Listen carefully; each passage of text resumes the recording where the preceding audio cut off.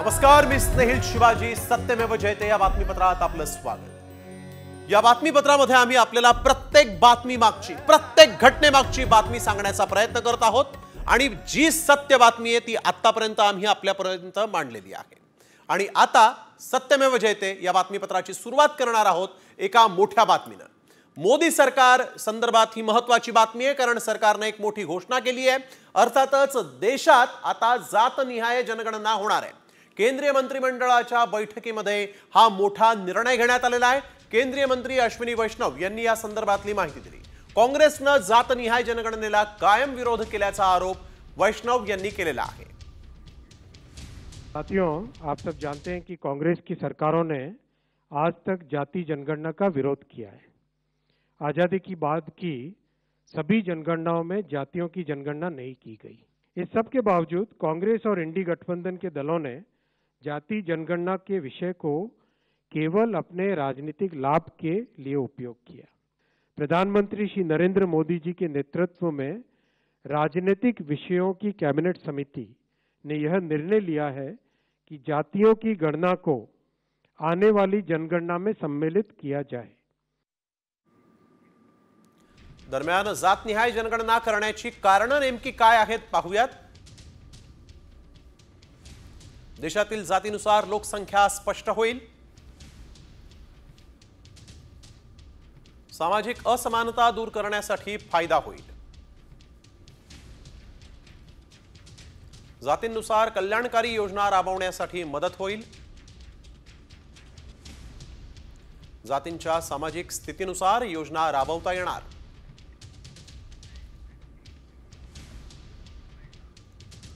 तर केंद्र सरकारच्या जातनिहाय जनगणनेच्या निर्णयाचं विरोधी पक्षनेते राहुल गांधींनी स्वागत केलंय. मात्र ही जनगणना कधी आणि कशी राबवणार असा सवाल राहुल गांधींनी मोदी सरकारला विचारला आणि यावेळेस त्यांनी आरक्षणाची 50% मर्यादा हटवण्याची ही मागणी केलेली आहे. मगर हम चाहते हैं कि हमें डेट्स बताई जाएं, किस दिन तक ये सेंसस होगा. बजट में इसका पैसा आना चाहिए. अभी बजट में पैसा नहीं है. और फिर जो डेवलपमेंटल विजन है वो हमारे सामने प्रेजेंट होना चाहिए. तर जातनिहाय जनगणना हा सामाजिक न्यायाचं नवीन पर्व आहे असं देवेंद्र फडणवीसांनी म्हटलंय. तर पंतप्रधान मोदींनी धाडसी निर्णय घेतला असून शिंदेंनी त्याचं स्वागत केलेलं आहे.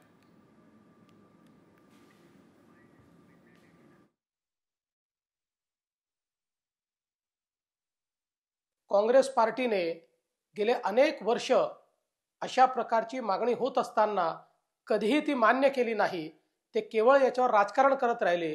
पण मोदीजींनी याला मान्यता दिल्यामुळे देशामध्ये सामाजिक न्यायाचं नवीन पर्व हे माननीय मोदीजींच्या नेतृत्वात सुरू झालं आहे असं या ठिकाणी मी म्हणेन. आणि माननीय मोदीजींचे मी मनापासून आभार मानेन.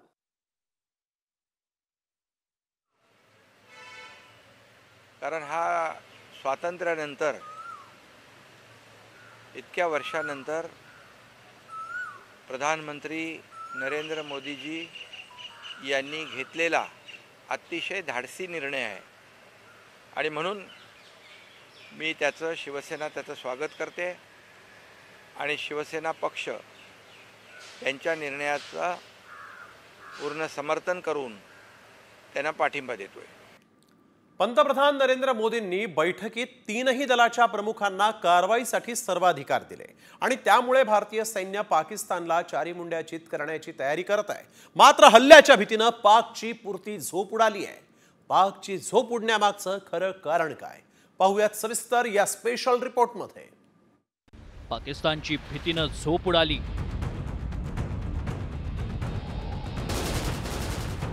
पाकला जन्मभराची अद्दल घडणार. भारत पाकिस्तान युद्ध अटळ. पाकिस्तानी दहशतवाद्यांच्या मुसक्या आवळण्याची भीष्म प्रतिज्ञा पंतप्रधान नरेंद्र मोदींनी घेतली.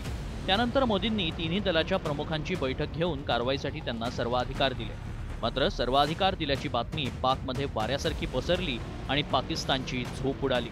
पंतप्रधानांच्या सर्वाधिकार देण्याच्या निर्णयानंतर पाकिस्तानच्या मंत्र्यानं मध्यरात्री 2 वाजता पत्रकार परिषद घेतली. यावेळी पाकचे माहिती प्रसारण मंत्री अताउल्लाह तरारनं पत्रकार परिषद घेऊन भारताच्या कारवाईबाबत भीती व्यक्त केली।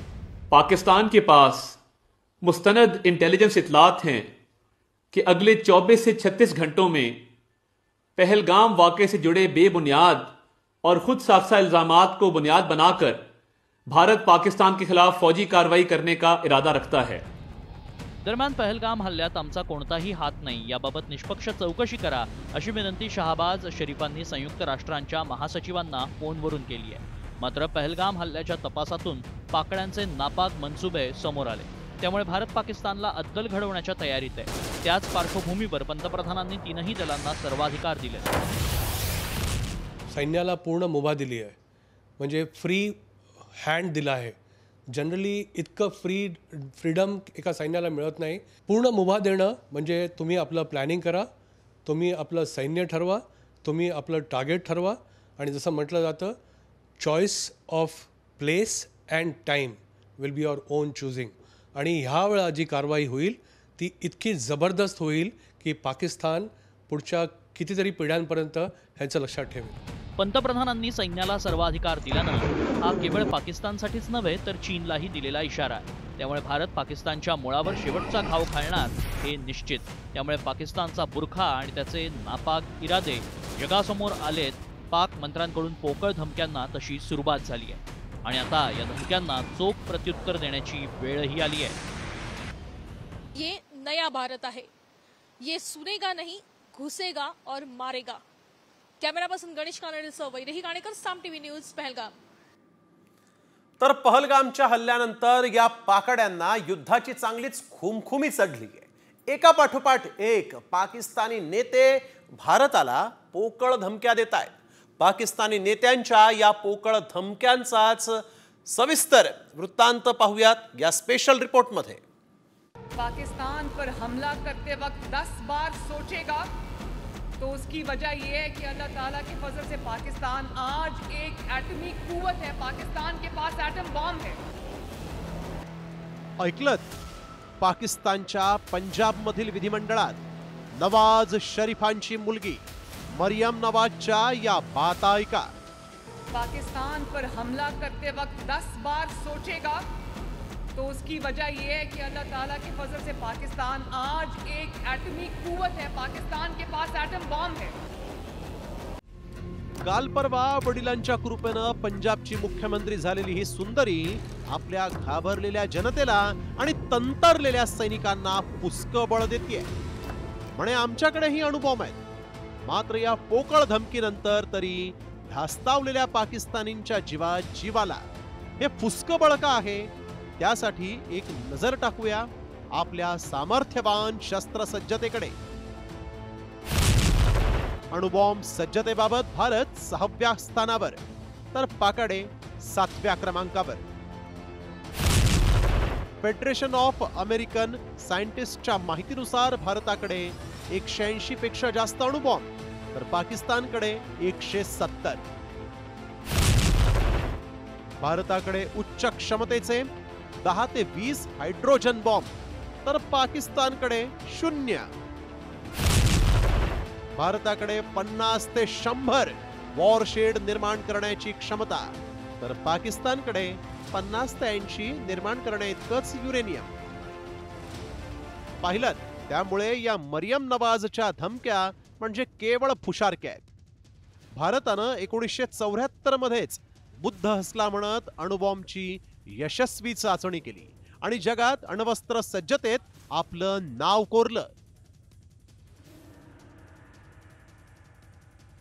त्यानंतर 1998 साली जेव्हा भारतानं पुन्हा 5 अणुबॉम्बची एकत्रित पोखरणमध्ये चाचणी घेतली, तेव्हा टरकलेल्या पाकिस्ताननं अणुबॉम्बची चाचणी घेत त्यांच्या जनतेला दिलासा दिला। त्यामुळे पाकिस्तानच्या या पोकळ धमक्या म्हणजे बाहर से शेर अंदर से ढेर असंच म्हणावं लागेल। भारत को कहना चाहूंगा कि सिंधु हमारा है और सिंधु हमारा रहेगा। या इस दरिया से हमारा पानी बहेगा या उनका खून बहेगा। अकलेचे तारे तोडणाऱ्या बिलावल भुट्टो आणि मरियम नवाज या नेत्यांसोबत अजूनही एक नाव जोडलं गेलेलं आहे। ते नाव आहे पलवाशा खान, पीपल्स पार्टीच्या या खासदारबाईचं। कि वो वक्त दूर नहीं है कि जब बाबरी मस्जिद की पहली ईंट उसकी बुनियाद में पिंडी से एक आम सिपाही लगाएगा और उसमें पहली अजान पाकिस्तान का सिपाहसालार आसिम मुनीर देगा। सिंधूतून रक्त वाहणार, आमच्याकडे अणुबॉम्ब आहेत आणि आता बाबरीत नमाज पढू, ही अशी मुक्ताफळं म्हणजे घाबरलेल्या पाकिस्तानी जनतेला तंतरलेल्या नेत्यांनी दिलेला फुसका आधार। त्यामुळे मरियमनं आपल्या अब्बाजान नवाज शरीफांना जाऊन विचारावं की कारगिल युद्धात भारतानं कसे गुडघे टेकायला लावले होते। ब्युरो रिपोर्ट, साम टीव्ही मराठी। तर पाकच्या अणुबॉम्बच्या पोकळ धमकीनंतर फारुख अब्दुल्लांनी या दोघींना जोरदार प्रत्युत्तर दिलं। पाकिस्तानकडे अणुबॉम्ब असेल तर भारताकडे तुमच्या आधीपासून अणुबॉम्ब आहेत, असं उत्तर फारुख अब्दुल्लांनी दिलं। नवाज शरीफ यांच्या कन्या पाकिस्तानमधील पंजाबच्या मुख्यमंत्री मरियम यांनी अणुबॉम्बची धमकी दिल्यानंतर त्यांना आता फारुख अब्दुल्लांनी सुनावलंय। हमारे पास भी न्यूक्लियर पावर है, उनसे पहले है। मुझे वाजपेयी जी का याद आता है जब मैं उनके साथ नीचे गया था पोखरण, तो उन्होंने वहां कहा था कि हम लोग कभी इसका इस्तेमाल नहीं करेंगे, और हमने जवाब दिया है। आज भी हम लोग इस्तेमाल नहीं करेंगे, मगर अगर वो इस्तेमाल करना चाहेंगे तो फिर हमारे पास भी वो है। खुदा करे कि ऐसी बात ना हो। भारत पाकिस्तान युद्ध भडकण्याची चिन्ह दिसत असतानाच आता मात्र पाक लष्कर प्रमुखाच्या पायाखालची जमीन सरकली आहे। तर पाक सैन्यानं लष्कर प्रमुखाच्या विरोधातच बंडाचा झेंडा फडकवलाय। मात्र पाक सैन्य एवढं का घाबरलंय, एवढं का बिथरलंय, पाहूयात या स्पेशल रिपोर्टमध्ये। युद्धाच्या भीतीनं पाकिस्तानची घाबरगुंडी।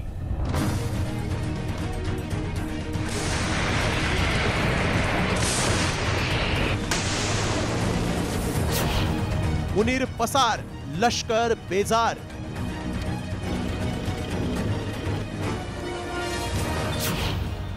मुनीर विरोधात पाक सैन्याचा बंडाचा झेंडा।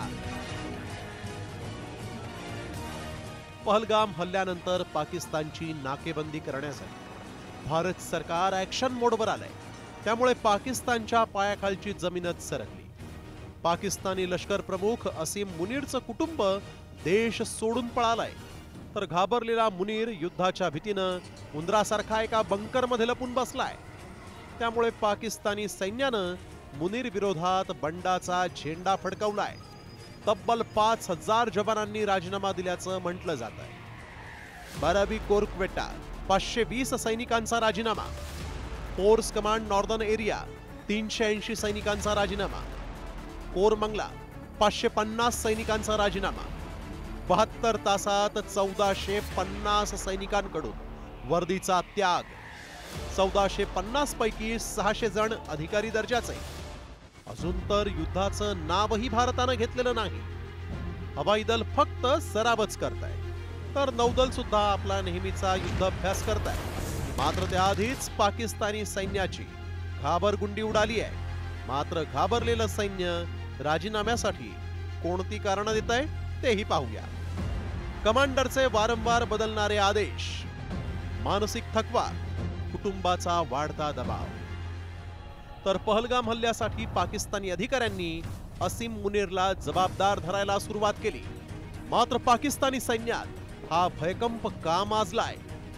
युद्धासाठी पाक सैन्याची तयारी नसतानाही असीम मुनीर बरळला खरा, पण त्यानंतर भारताची युद्ध सज्जता पाहून पाकिस्तानी सैन्याची मुंडेरी उडाली आहे।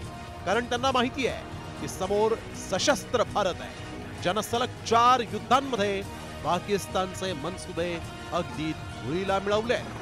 त्यामुळे युद्ध सरावाचा ट्रेलर पाहून पाकिस्तानी लष्कर युद्धाआधीच नांग्या टाकणार एवढं मात्र निश्चित। ब्युरो रिपोर्ट, साम टीव्ही न्यूज। पहलगाम दहशतवादी हल्ल्यानंतर सिंधूचं पाणी रोखल्यानं पाकिस्तान चांगलाच संतापलाय. भारताला जशास तसं प्रत्युत्तर देण्याची पोकळ धमकी पाकिस्तानचे परराष्ट्र मंत्री इशाक दार यांनी दिली. पाकिस्तानच्या संसदेत बोलताना इशाक दार यांनी युद्धाचीही धमकी दिलेली आहे. त्यांनी पहलगाम दहशतवादी हल्ल्यात पाकिस्तानचा सहभाग स्पष्टपणे नाकारला आणि स्वतंत्र चौकशीची ऑफर दिली आहे.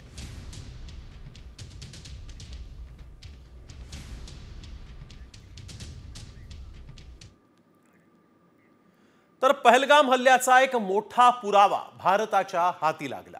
हा पुरावा नेमका काय आहे आणि भारत पाकाड्यांना आता घरात घुसून या पुराव्यामुळेच कसा मारू शकतो? नेमकी कोणत्या घटनेची, कोणत्या बदल्याची पुनरावृत्ती होऊ शकते? पाहूयात सविस्तर या स्पेशल रिपोर्टमध्ये. हा घ्या दहशतवाद्यांचा पुरावा. पहलगाम हल्ल्यामागे पाकिस्तानच. भारत आता थेट घुसूनच मारणार.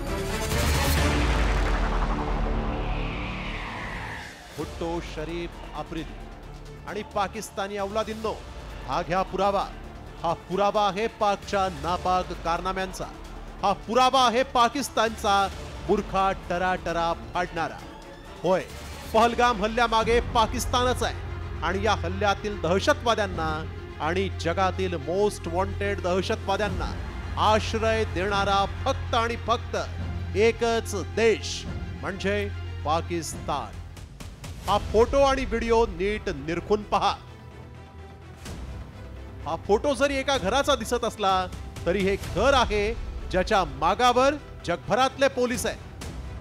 हे घर त्या कुख्यात दहशतवादी हाफिज सईदचं आहे. याच घरात बसून त्यानं अख्ख्या जगाची शांतता भंग करत अनेक निष्पापांचे जीव घेण्याचा प्लॅन आखला होता.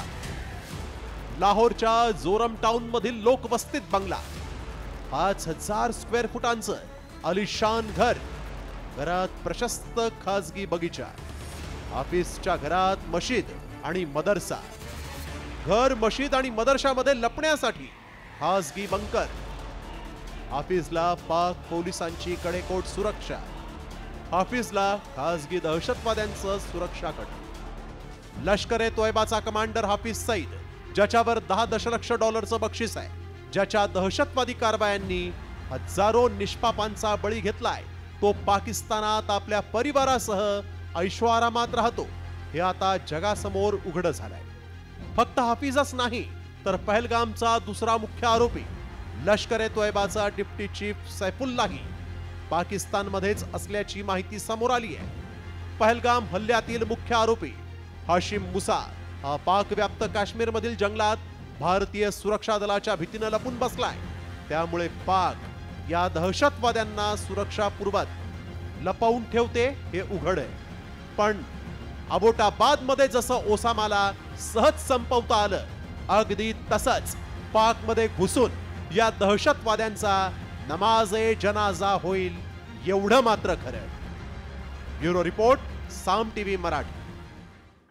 तर पहलगाम दहशतवादी हल्ल्याचे धागेदोरे NIAच्या हाती लागले आहेत आणि यामध्ये दहशतवाद्यांनी नेमके कोडवर्ड वापरलेले आहेत. हे कोडवर्ड कोणते आहेत आणि आता या दहशतवाद्यांच्या आकांचा कसा बुरखा फाडलाय पाहूयात सविस्तर या स्पेशल रिपोर्टमध्ये. दहशतवाद्यांच्या टूल किटचा भांडाफोड. काय आहे दहशतवाद्यांची डेड ड्रॉप पॉलिसी?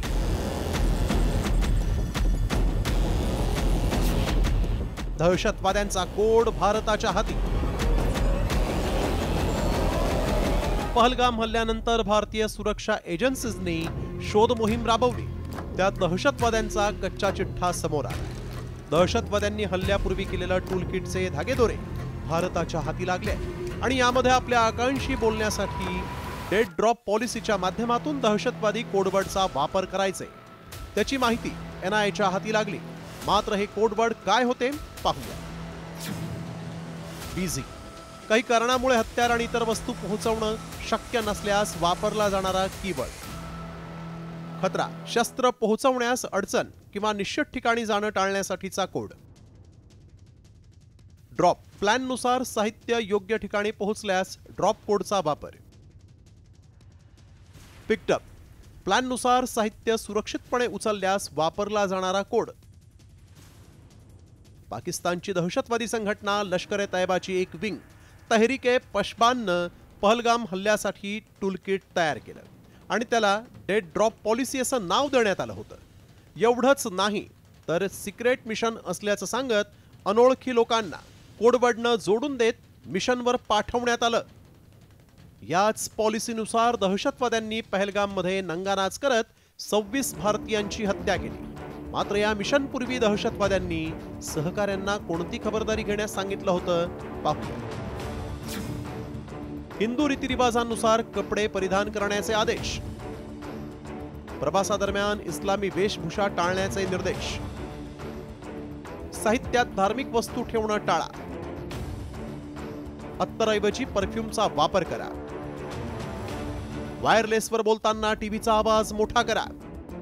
सुरक्षा यंत्रणा, मीडिया आणि स्थानिकांना लपण्यासाठी दहशतवादी अशा कोडवर्डचा वापर करून नंगानाच करतात. आता NIA सह इतर गुप्तचर संस्था दहशतवाद्यांचे कोडवर्ड शोधून त्यांच्या आकांनाही यमसदनी पाठवणार हे निश्चित आहे. ब्युरो रिपोर्ट, साम टीव्ही न्यूज. आता पाकिस्तानचं काही खरं नाही, कारण युद्धनौकांनी भारत सज्ज आहे. मात्र भारताच्या ताफ्यात पाकिस्तानला जगाच्या नकाशावरून नष्ट करणाऱ्या कोणत्या युद्धनौका आहेत पाहूयात या special रिपोर्टमध्ये.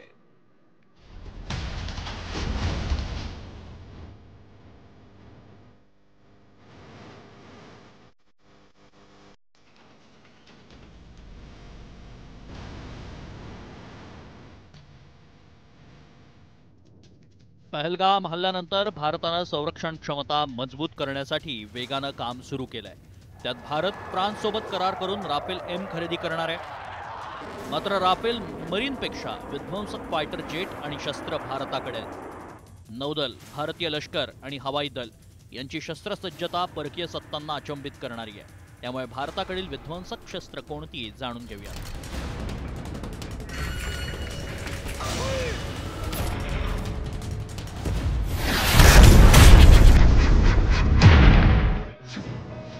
Tejas MK-1A fighter jet लांबून शत्रूवर हल्ला करण्यास सक्षम.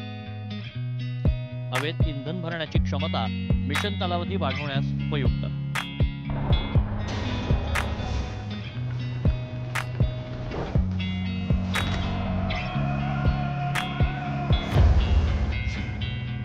प्रोजेक्ट 17 ब्रावो युद्धनौका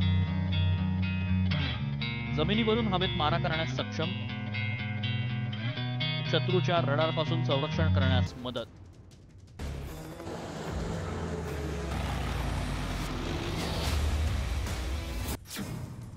INS वाघशीर पाणबुडी खोल महासागरात लक्ष्यांचा मागोवा घेण्यास सक्षम. लांब पल्ल्याच्या मोहिमांसाठी योग्य. हिंद महासागरात गस्त घालण्यासाठी फायदेशीर.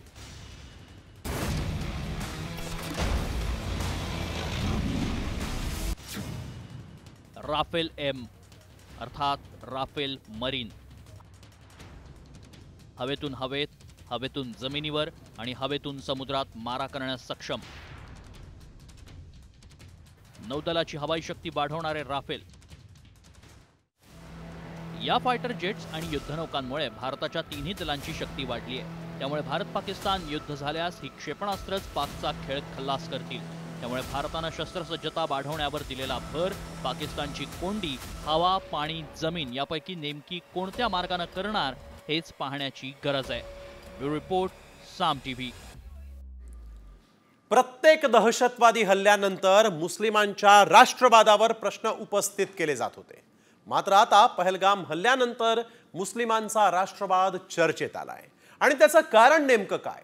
मुस्लिम नेत्यांनी यावेळेस काय भूमिका घेतलेली आहे पाहूयात सविस्तर या स्पेशल रिपोर्टमध्ये.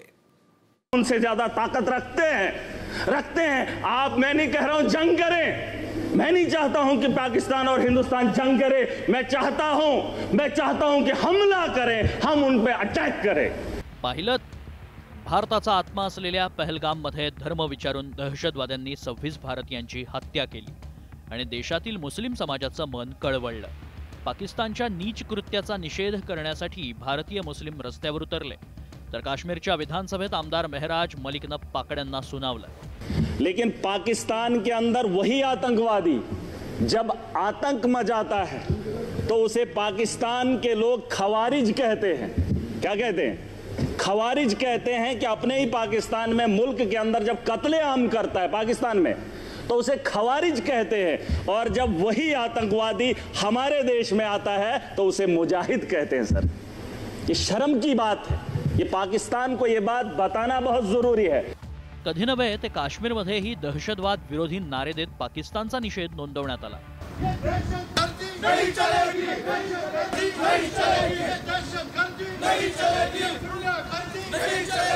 एवढंच नाही तर पहलगाम हल्ल्यानंतर पाकड्यांचा निषेध करण्यासाठी एमआयएमचे अध्यक्ष असदुद्दीन ओवैसींनी शुक्रवारचं नमाज काळी फीत बांधून अदा करण्याचं आवाहन केलं.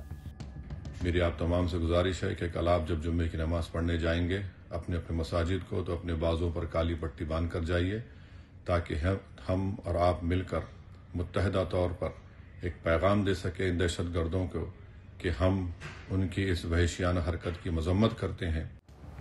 जम्मू काश्मीरचे मुख्यमंत्री ओमर अब्दुल्लांनीही पाकिस्तानी दहशतवाद्यांचा निषेध करत हे राजकारण करण्याची वेळ नसल्याची भूमिका घेत सरकारला पाठिंबा दिलाय. जम्मू कश्मीर की सिक्योरिटी जम्मू कश्मीर के इलेक्टेड हुकूमत की फिलहाल जिम्मेदारी नहीं है, लेकिन मैं ये मौका इस्तेमाल करके स्टेटहुड की मांग नहीं करूंगा.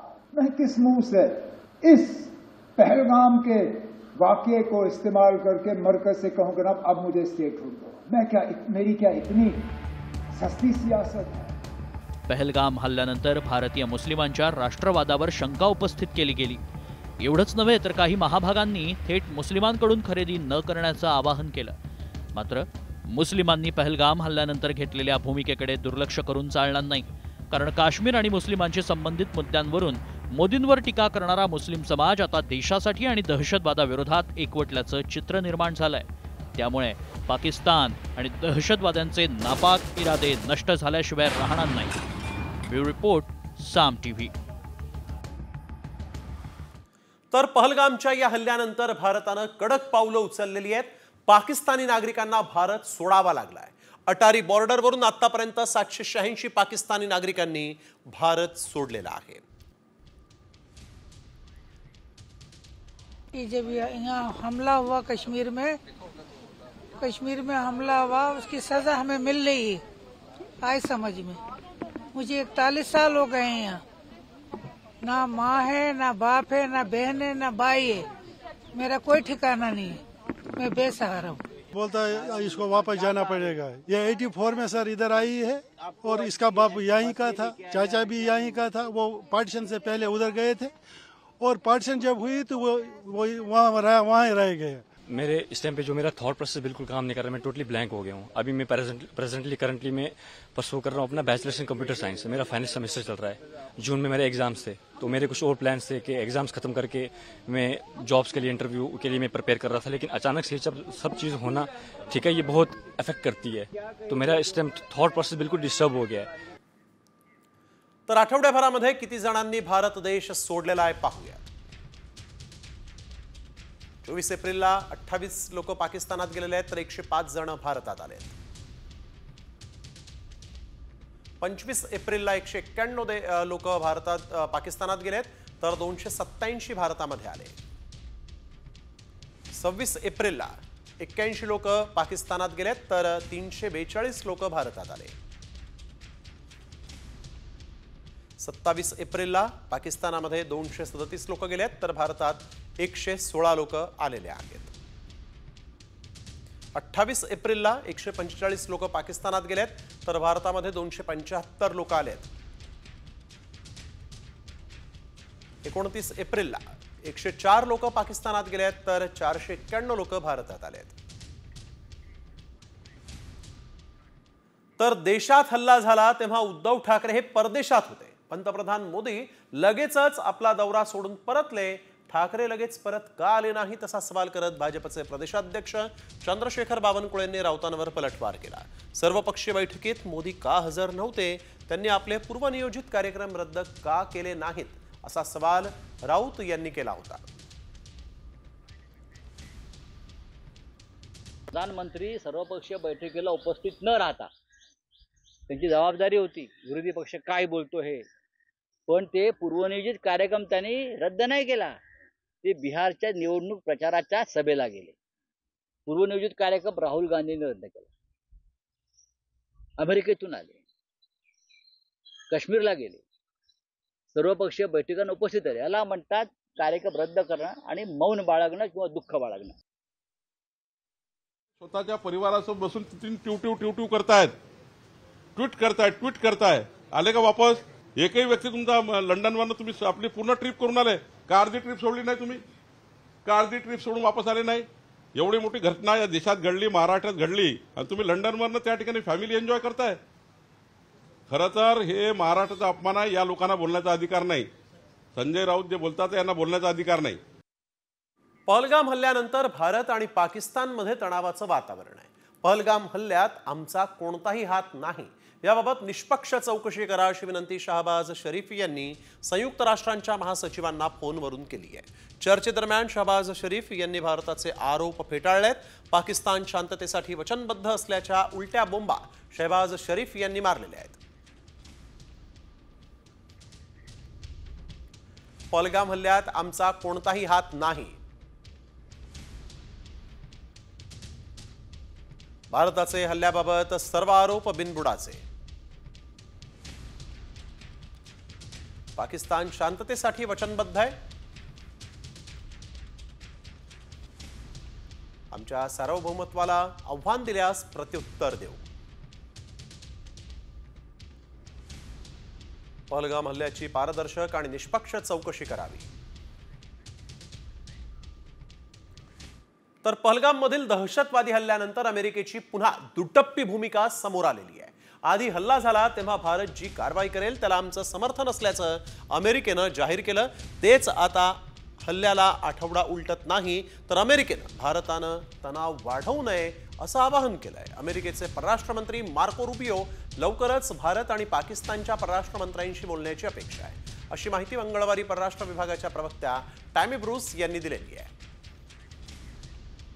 So we are reaching out regarding the Kashmir situation, India and Pakistan, that he said we are reaching out to both parties and telling, of course, them to not escalate the situation. The Secretary expects to speak with the foreign ministers of Pakistan and India as early as today or tomorrow. He is encouraging other national leaders, other foreign ministers, to also reach out to the countries on this issue.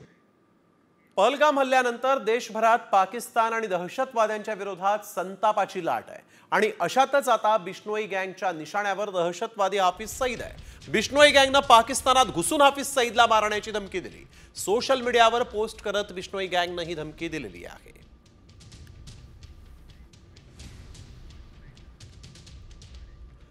पंतप्रधान नरेंद्र मोदींनी आपला रशियाचा दौरा रद्द केलाय. भारत पाकिस्तानच्या तणावामुळे पंतप्रधानांना आपला दौरा रद्द करावा लागलेला आहे. पंतप्रधान नरेंद्र मोदी 9 मे रोजी मॉस्कोमध्ये आयोजित विजय दिन परेडमध्ये सहभागी होणार नाहीत. पेस्कोव यांच्या म्हणण्यानुसार हा निर्णय भारताकडून घेण्यात आलेला आहे आणि याबाबतची माहिती यापूर्वीच रशियन प्रशासनाला देण्यात आली होती. दरम्यान पंतप्रधान मोदींचं रशियाच्या विजय दिन परेडमध्ये सहभागी न होणं हे अनेक दृष्टिकोनातून महत्त्वाचं आहे. इंदिरा गांधींच्या काळात 8 दिवसांनी पाकिस्तानवर हल्ला झाला होता असं म्हणत खासदार संजय राऊतांनी केंद्र सरकारला खडेबोल सुनावलेत. भारतानं पाकिस्तानचे 27 YouTube चॅनल बंद केलेत. याला बदला म्हणतात का असा सवालही राऊतांनी विचारलाय. आम्ही काय केलं? पाकिस्तानची 27 YouTube चॅनल्स बंद केली. बरं का? पाकिस्तानची 27 YouTube चॅनल आपल्याकडे बंदी घातली. हे कशा करता केलं तुम्ही? ह्याला का बदला म्हणतात? हा का बदला आहे? आणि त्याचबरोबर एक 4 PM नावाचं या देशातलं चॅनल बंद केलं काल, कारण ते मोदी आणि शहांच्या धोरणावर टीका करते. एक चॅनल बंद केलं काल महाराष्ट्र देशातलं 4 PM प्रसिद्ध चॅनल आहे. पहलगाममध्ये जे झालं तो देशावरचा हल्ला आहे आणि या हल्ल्यात धर्म, जात, पात, भाषा या गोष्टी महत्त्वाच्या नाहीत. देशवासी म्हणून आपल्याला एकत्र यावं लागेल. पहलगाम हल्ल्यावर शरद पवारांनी प्रथमच ही प्रतिक्रिया दिलेली आहे. जे काही पहलगामला झालं हा माझ्या मते हा या देशावरचा हल्ला आहे. तर देशवासी म्हणून कशाची अपेक्षा न करता आपल्याला एकत्र राहावं लागेल.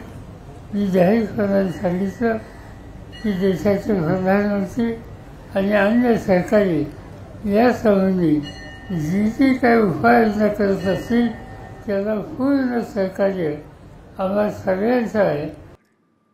आणि आता वळूयात पुढील राजकीय बातमीकडे. धनंजय मुंडेंनंतर महायुतीला मंत्री राधाकृष्ण विखे पाटलांच्या रूपाने एक मोठा धक्का बसण्याची शक्यता आहे. कारण विखे पाटलांनी शेतकऱ्यांना कोटींचा चुना लावल्याचा आरोप आहे. हा आरोप कोणी केलेला आहे आणि यावरून सुप्रीम कोर्टाने विखे पाटलांना घेरलाय का, पाहूयात या स्पेशल रिपोर्टमध्ये. महायुतीला धक्का, विखेंचं मंत्रीपद जाणार. विखे पाटलांकडून शेतकऱ्यांची फसवणूक. कोटींच्या घोटाळ्यात विखे अडकणार.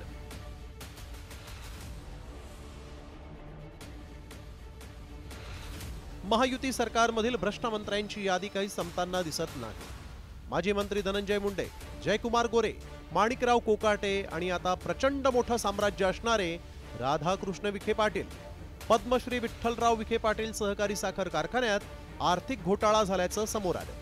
9 कोटींच्या अपहारा प्रकरणी सर्वोच्च न्यायालयानं गुन्हे दाखल करण्याचे आदेश दिले आणि त्यामुळे कारखान्याच्या तत्कालीन संचालक असलेले राधाकृष्ण विखे पाटील यांच्यासोबतच 54 जणांवर गुन्हे दाखल करण्यात आले. नेमके काय आरोप करण्यात आले तेही पाहूया. 2004 ते 2010 बनावट कागदपत्राद्वारे शेतकऱ्यांच्या नावे मदत कर्ज. 2004 ते 2007 मध्ये फसवणूक केल्याचा आरोप. सभासद शेतकऱ्यांना मंजूर कर्जाची रक्कम दिली नाही. कर्जमाफी योजनेअंतर्गत कर्जमाफी ही लाटली. या प्रकरणी तक्रारदार बाळासाहेब केरू विखे काय म्हणाले तेही ऐका. शेतकऱ्यांच्या नावाचा वापर करून यांनी जे कर्ज उचललं असं बोगस दाखवलं आणि हा एक प्रकारे दरोडा विखे टाकत होते हे उघडकीस आलेले. म्हणजे चोरांनी मुद्देमाल जमा केला म्हणजे तो दरोडा होऊ शकत नाही का? तो गुन्हाच आहे आणि त्या गुन्ह्यानुसार जी शिक्षा आहे ती त्यांना व्हावी. एकतर हा गुन्हा इतका गंभीर आहे की यास जामीनसुद्धा मिळू नये अशा पद्धतीचे हे कलम आणि गुन्हा आहे. त्यामुळं आता त्यांचे लवकरात लवकर राधाकृष्ण विखेंनी राजीनामा द्यावा. या अपहार प्रकरणात विखे पाटलांसह माजी मंत्री अण्णासाहेब म्हस्के, बँक ऑफ इंडियाचे तत्कालीन विभागीय व्यवस्थापक, युनियन बँकेचे तत्कालीन विभागीय व्यवस्थापक यांच्यावर देखील गुन्हा दाखल करण्यात आलाय. विखे पाटलांवर होणाऱ्या आरोपांमुळे विरोधकांनी त्यांच्या राजीनाम्याची मागणी केली. तर दुसरीकडे विखे पाटलांनी मात्र आपण कुठल्याही चौकशीला सामोरं जायला तयार आहोत असं म्हटलंय. फसवणुकीचा प्रकार, शेतकऱ्यांच्या फसवणुकीचा प्रकार हा विषय मी 3 वर्षापूर्वी मांडला होता. इथेच हा मांडला होता. तेव्हा हे मंत्री असं म्हणाले त्यांचं डोकं ठिकाणावर नाही. आता सुप्रीम कोर्टाचं डोकं ठिकाणावर नाही असं फडणवीस म्हणतील का? तर नैतिकतेच्या आधारावर एकतर त्यांना ताबडतोब मंत्रिमंडळातून दूर केलं पाहिजे आणि त्यांच्यावर रिसर खटला चालला पाहिजे. माध्यमांनी जे काही लिहिलंय ते दाखवले विखे पाटलांना दणका आणि अडचणी वाढणार. आता आम्हाला काय कोणाचा दणका असण्याचं कारण नाही. आमच्या अनेक लोकांना दणके बसलेले आहेत आणि त्याच्या मला वाटतं त्या वैफल्यापुढे सगळं चालू आहे. याच्यापेक्षा वेगळं काही नाही आहे. आम्ही ना कुठं अडचणीत आहे ना आम्हाला कुठे चिंता करण्याचं कारण आहे. जिथं मान्य सर्वोच्च न्यायालयानेच क्लीन चिट दिलेली आहे आणि त्याच्यामध्ये ठीक आहे इन्क्वायरी परत होईल. जे काही इन्क्वायरीमध्ये समोर येईल त्याला आम्ही सामोरे जातोच आहे ना. 8 आठवड्यात याबाबतचा सविस्तर अहवाल सादर करण्याचे आदेश सर्वोच्च न्यायालयानं दिले आणि त्यामुळे राज्य सरकार या प्रकरणात मुंडेंना जो न्याय दिला त्याच न्यायानं विखेंचीही चौकशी करणार का आणि विखेंनाही मंत्रिपद सोडावं लागणार का याविषयी चर्चा राजकीय वर्तुळात रंगली आहे. ब्युरो रिपोर्ट, साम टीव्ही न्यूज. मंत्रिमंडळामध्ये स्थान न दिल्यानं नाराज असलेले छगन भुजबळ गेल्या अनेक दिवसांपासून पक्षाच्या कार्यक्रमांपासून दूर राहत आहेत. त्यामुळे आता राष्ट्रवादीचे प्रदेशाध्यक्ष सुनील तटकरे यांनी स्वतः छगन भुजबळांना फोन करत गुरुवारी होणाऱ्या कार्यक्रमात सहभागी होण्याची विनंती केली आहे। हुतात्मा चौकात अभिवादनासाठी अजित पवार, प्रफुल्ल पटेल, तटकरे आणि भुजबळ जाणार आहेत।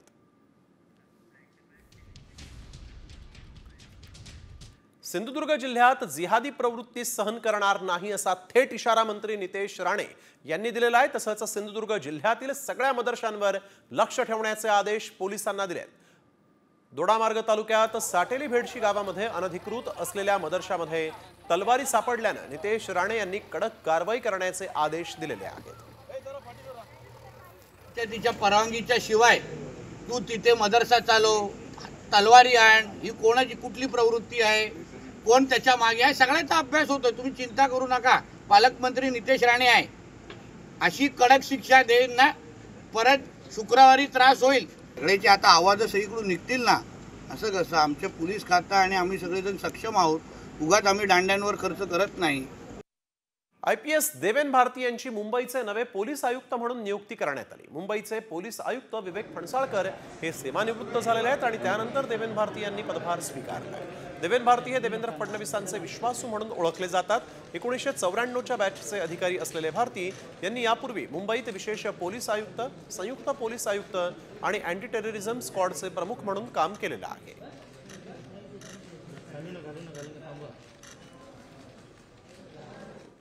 1994 बॅचचे IPS अधिकारी आहेत देवेन भारती, सध्याचे मुंबईचे विशेष पोलीस आयुक्त आहेत। काही काळ गुन्हे शाखेचे अपर आयुक्त देखील ते राहिलेत। ATS प्रमुख म्हणून देखील त्यांनी काम केलंय। 26/11 हल्ल्यासह अनेक मोठ्या गुन्ह्यांच्या तपासामध्ये त्यांचा सक्रिय सहभाग होता।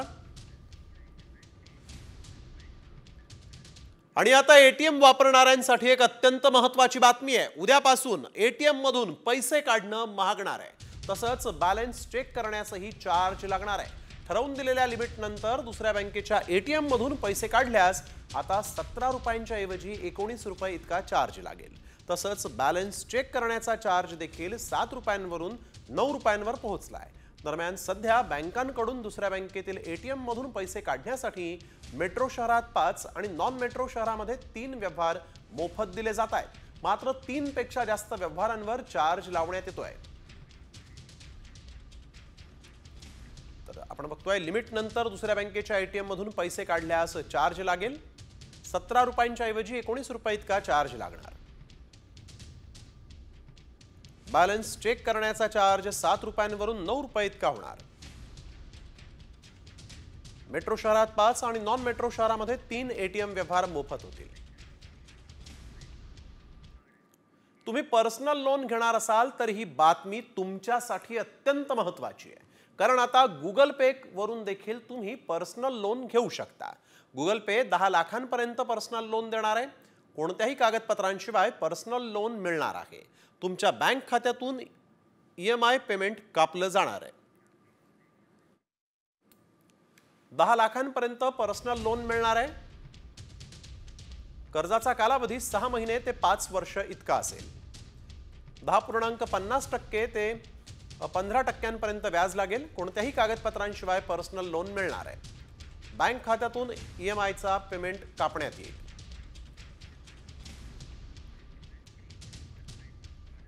अक्षय तृतीयेच्या शुभ मुहूर्तावर सोन्याच्या दरामध्ये मोठी घसरण झाली। सोन्याचा दर प्रतितोळा 96,000 इतका आहे, तर चांदी 95,000 गेली आहे। हिंदू धर्मात अक्षय तृतीयेचं खूप विशेष असं महत्त्व आहे। या दिवशी सोनं आणि चांदी खरेदी करतात। सोन्याच्या व्यतिरिक्त इतर वस्तूंची देखील खरेदी केली जाते। बातमी कोल्हापूरमधून आहे। निवडणुकीत विजय झाला आणि हवेत गोळीबार करण्यात आला। माजी सरपंच संग्राम भापकर यांनी ही करामत केलेली आहे। कोल्हापूरच्या हनुमंतवाडीतील ही घटना। अद्याप या प्रकरणी गुन्हा दाखल झालेला नाही, त्यामुळे पोलिसांवर देखील आता संशय उपस्थित आहे। दूध संघाच्या निवडणुकीत हा विजय झाला आणि माजी सरपंचानं थेट हवेत गोळीबार केला।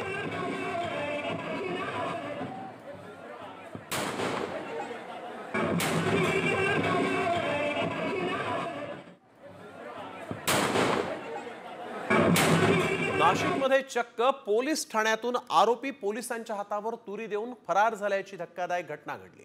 सगळ्यात महत्त्वाचं म्हणजे हा सगळा प्रकार CCTV मध्ये कैद झालाय। नाशिकच्या भद्रकाली पोलीस ठाण्यामध्ये हा आरोपी होता, मात्र त्याचा साथीदार पोलीस स्टेशनजवळ बाईक घेऊन उभा होता आणि हीच संधी साधत आरोपीनं थेट पोलीस स्टेशनमधून धूम ठोकली आणि बाईकवरून तो पसार झाला आणि त्यानंतर जागे झालेल्या पोलिसांनी त्याचा पाठलाग केला खरा, मात्र आरोपींना पकडण्यात ते अपयशी झाले। हा सर्व सिनेस्टाईल प्रकार सीसीटीव्ही कॅमेऱ्यामध्ये कैद झालेला आहे।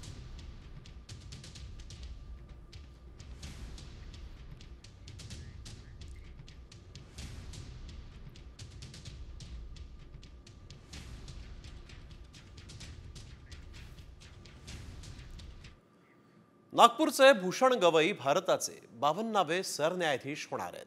विद्यमान सरन्यायाधीश संजीव खन्ना हे 13 मे रोजी निवृत्त होणार आहेत। गवई यांची सर्वोच्च न्यायालयाच्या न्यायाधीशपदी 24 मे 2019 मध्ये नियुक्ती झाली होती। आता ते 14 मेला सरन्यायाधीश पदाची शपथ घेतील, तर 23 नोव्हेंबर 2025 ला ते निवृत्तही होणार आहेत। त्यामुळे सरन्यायाधीश म्हणून त्यांना 6 महिन्यांचा कार्यकाळ मिळणार आहे। अमरावतीमध्ये भूषण गवईंचा जन्म झाला। 1985 मध्ये त्यांनी वकिलीची सुरुवात केली। मुंबई हायकोर्टात अतिरिक्त न्यायाधीश म्हणून त्यांनी काम पाहिलंय। कायम न्यायाधीश म्हणून त्यांची 12 नोव्हेंबर 2005 ला नियुक्ती झाली। नागपूर खंडपीठात देखील त्यांनी अध्यक्षपद भूषवलेलं आहे। 24 मे 2019 ला सर्वोच्च न्यायालयात ते न्यायाधीश म्हणून नियुक्त झाले। पंतप्रधान नरेंद्र मोदी हे उद्या मुंबईच्या दौऱ्यावर आहेत। बीकेसी मध्ये वेव्स या परिषदेचं मोदींच्या हस्ते उद्घाटन होणार आहे। बीकेसीतल्या जिओ वर्ल्ड सेंटरमध्ये 1 ते 4 मे दरम्यान world audio visual entertainment summit आयोजित करण्यात आलेलं आहे। मोदी दिवसभर मुंबईमध्ये थांबणार असल्यामुळे मुंबईत सुरक्षा यंत्रणेत वाढ झालेली आहे। परराष्ट्र मंत्री एस जयशंकर, केंद्रीय रेल्वे मंत्री अश्विनी वैष्णव या कार्यक्रमाला उपस्थित राहणार आहेत।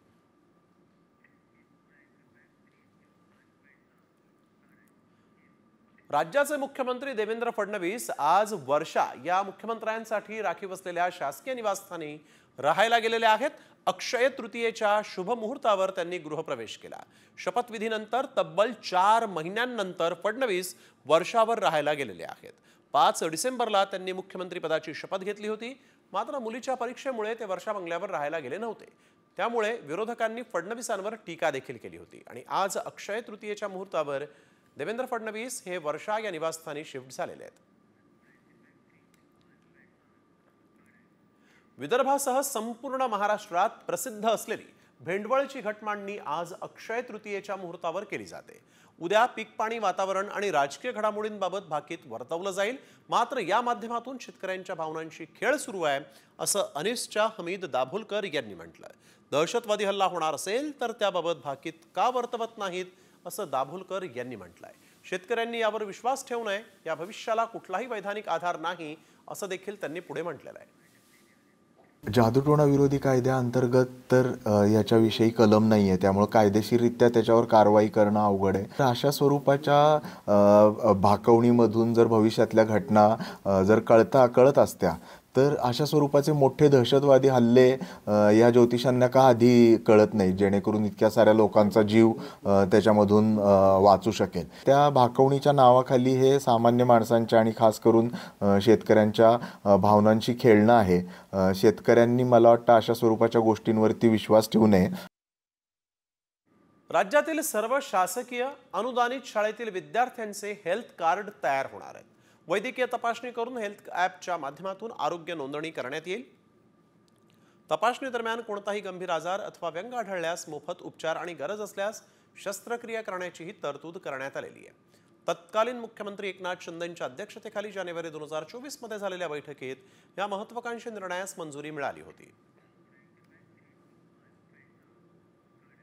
शाळांच्या उन्हाळी सुट्टी ज्या आहेत त्या 2 मे पासून जाहीर करण्यात आलेल्या आहेत, तर 2025-26 शैक्षणिक वर्षाची सुरुवात ही सोमवारी 16 जून पासून केली जाणार आहे आणि याच दिवशी शाळा सुरू होईल। विदर्भातील शाळा सोमवारी 23 जून ते 28 जून पर्यंत सकाळच्या सत्रात भरणार आहेत आणि त्यानंतर सोमवारी 30 जून पासून नियमित शाळा सुरू केल्या जाव्यात असे आदेश देण्यात आलेले आहेत। त्यामुळे नवीन वर्ष जे आहे ते 16 जून पासून यंदा सुरू होणार आहे। एसटी महामंडळातील कर्मचारी आहेत त्यांच्याही बदल्या आता ऑनलाईन होणार आहेत। महामंडळानं एक नवं पोर्टल तयार केलं। सध्या त्याची चाचणी सुरू आहे। आठवडाभर या चाचण्या सुरू राहणार आहेत। कर्मचारी आणि अधिकाऱ्यांच्या बैठकीत वरिष्ठ अधिकाऱ्यांचा हस्तक्षेप असल्याचा आरोप कर्मचाऱ्यांकडून केला जातो आणि यामुळे भ्रष्टाचार बळावतो।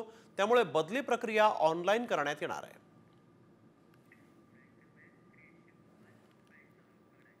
छत्रपती संभाजीनगरच्या चिखलठाणामध्ये वावटळीनं लग्नाचा मंडप उडून गेला आणि त्यामुळे लग्नाला आलेल्या पाहुण्यांची तारांबळ उडाली। सुदैवानं यामध्ये कुणीही जखमी झालेलं नाही।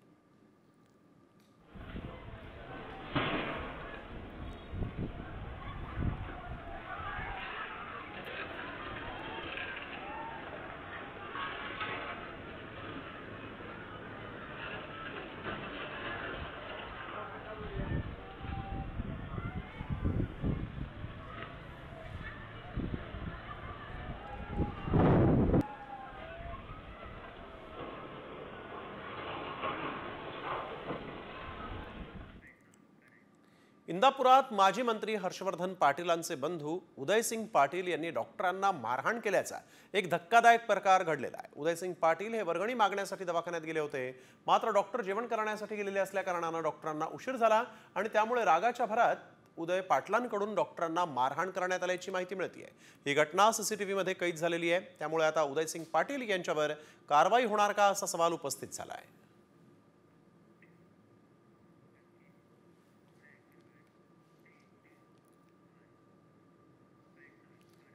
आणि आता बातमी पाण्यामध्ये मौजमस्ती करणाऱ्या बछड्यांची। नागपूर जिल्ह्यातल्या उमरेड करहांडला या अभयारण्यामध्ये F2 वाघीण आहे। तिच्या 5 बछड्यांसह ती तलावामध्ये खेळतीये।